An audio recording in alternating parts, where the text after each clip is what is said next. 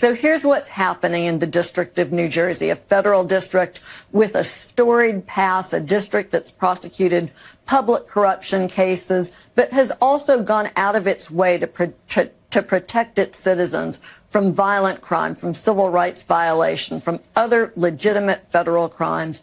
Now we have someone who is embarking on revenge prosecutions. And that doesn't end well, because whether you're the attorney general or the governor in New Jersey, you know that you're going to be able to bring a successful defense of selective and vindictive prosecution. But what we see before these investigations get to that stage is the use of federal investigative procedures to harass people for no reason other than the fact that the president of the United States has decided to abuse his power so he can make a point with people that he doesn't like.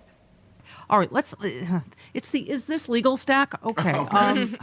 Trump is focusing his ire on sanctuary cities, saying he's working on yanking federal funding for any municipalities that limit cooperation with government immigration enforcement.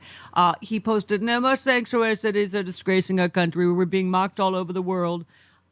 Oh, that's kind of lack self-awareness, but yeah. Okay, we are being mocked all over the world, but not because of that.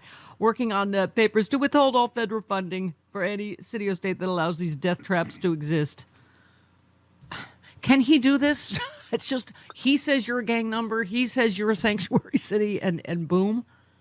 The reality is he can do anything he wants. What he's doing, Steph, is he's sitting in the Oval Office signing unconstitutional executive order one after another after another. The good news is the courts are stopping him one after another after another. I don't think this is sustainable. I think he's alienating more and more people and organizations. And I think hopefully he is orchestrating his own political demise. He can do it, but the courts can stop him. Yeah.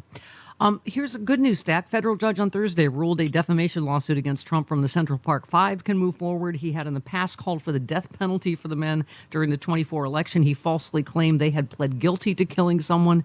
The lawsuit accused the president of painting the 5 innocent men in a harmful false light, which, boy, this seems like a slam dunk to me.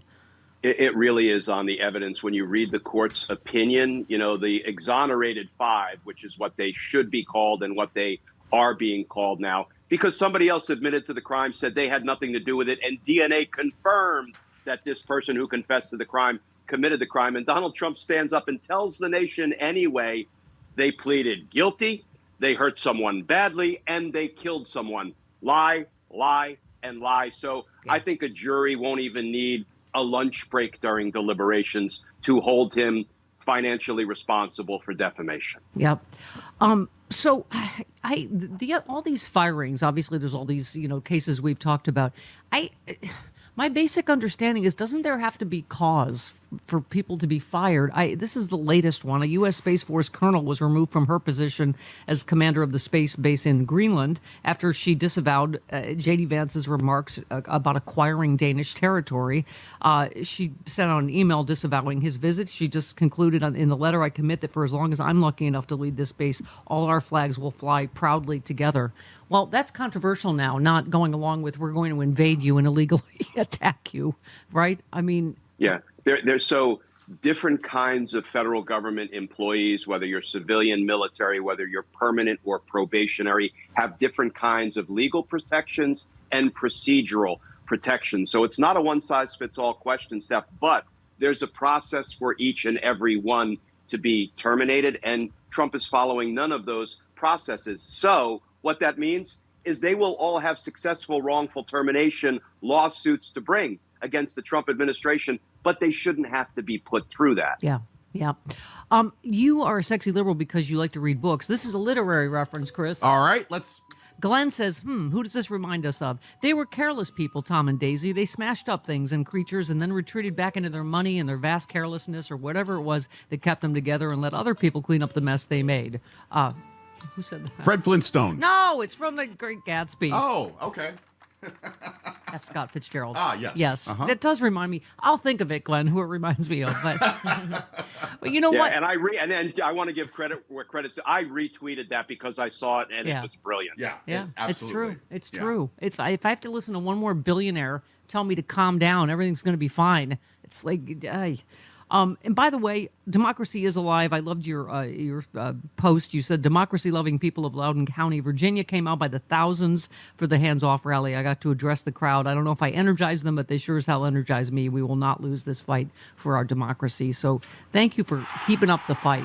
And Steph, can I tell you the line that I used that generated both a meme and a T-shirt I see? As I said, hands off our judges, hands off our courts, hearkening back to that old political phrase and tweaking it. It's the separation of powers, stupid. Yeah. And stop bending the knee, law firms. Oh, my God. You've got Trump in the Oval Office now bragging about what he's going to make them do with their, free legal. It's just, again, slippery slope. Those cowardly law firms are making it harder not only for every other law firm and lawyer, but they're making it harder for all of us who are actually fighting for democracy. Yeah. So I wish they would just cut that what out. Right, so that people like Miles Taylor and Chris Krebs can't find lawyers. It's the chilling effect. Anyway, you are the opposite. You are the hotness effect. Well, I mean, duh. All right. Love you, Glenn Kirschner. Love you, Steph. See you guys. I made him smile finally. Yay. In America, personal religious beliefs should be just that, personal. But today, Christian nationalism is on the rise, threatening separation of church and state. Laws are being passed based on religious doctrine instead of reason, eroding our rights and freedoms in legislatures, public schools, even in courtrooms. One set of religious beliefs is being forced onto everyone else, but that's not what our founders intended. The Freedom from Religion Foundation is fighting back as the nation's leading group of free thinkers working to keep religion out of government. FFRF protects your right to think for yourself, whether you've always been secular, left religion behind, or simply believe in true religious freedom for everyone. If we don't stand up now, we may lose our religious freedoms. Join FFRF in defending our secular constitution and keeping faith a personal choice, not a government mandate. Visit ffrf.us/freedom to learn more, become a member, or text my last name Miller to 511-511, because in a truly free country, no one's faith should dictate everyone's future. Text Miller to 511-511 today.